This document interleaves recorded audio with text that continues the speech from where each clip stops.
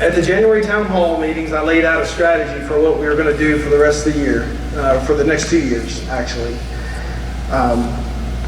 One of the goals was by 2020 to grow our revenue as a company.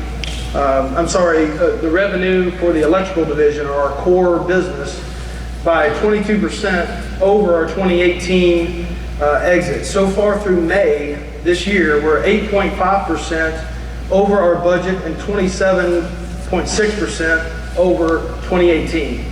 So that means that if our goal was 22% over 2018 and we're 27.5 right now, that we keep kind of just doing what we're doing from a delta perspective, as staying over the budget, then we're there.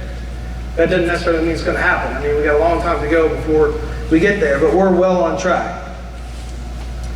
The next thing I said is we wanted to grow, we wanted to create new crews, get new customers, and we've had quite a bit of groundwork that's been laid in that way. We've started to create a few more crews this year. We've had, last year I think we had, I'm going to get the number wrong, 18 people passed their licensure last year, and then 4 so far this year. So that's 22 people today that we have, that we didn't have a year ago, that gives us the opportunity to create new crews.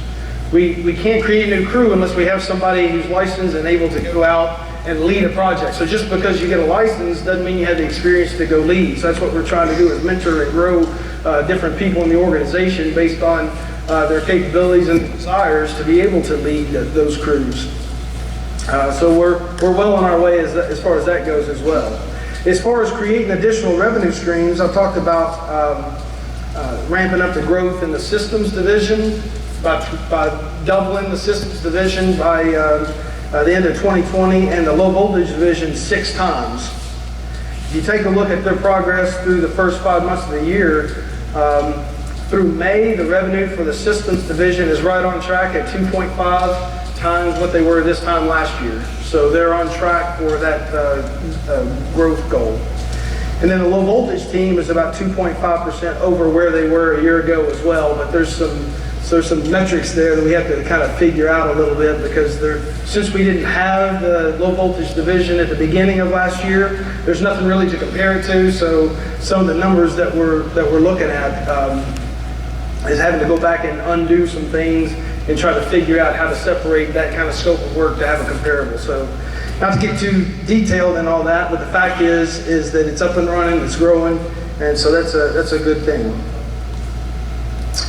We talked about needing to grow the industrial controls services organization. This time last year we had Jesus and a few other people who kind of on a part-time job, if you will, because they had other things that they were doing to go do that kind of work. Today we've got 2 full crews that are going out doing industrial services work, and we're working on a 3rd. So that piece is coming up as well. Seeing some good progress. And then we also have some growth in services in the truck shop. The services division, quite frankly, has exploded in 2019. Their revenue through May is 177% more than this time last year. That's a lot. That's huge. Jeremy and the team have done a great job there.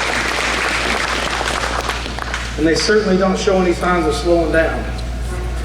The truck shop, the earth moving division, has shown positive net income over the last 3 months, which is exactly the 3rd month in the whole almost 2 years I've been here that they showed a positive net income.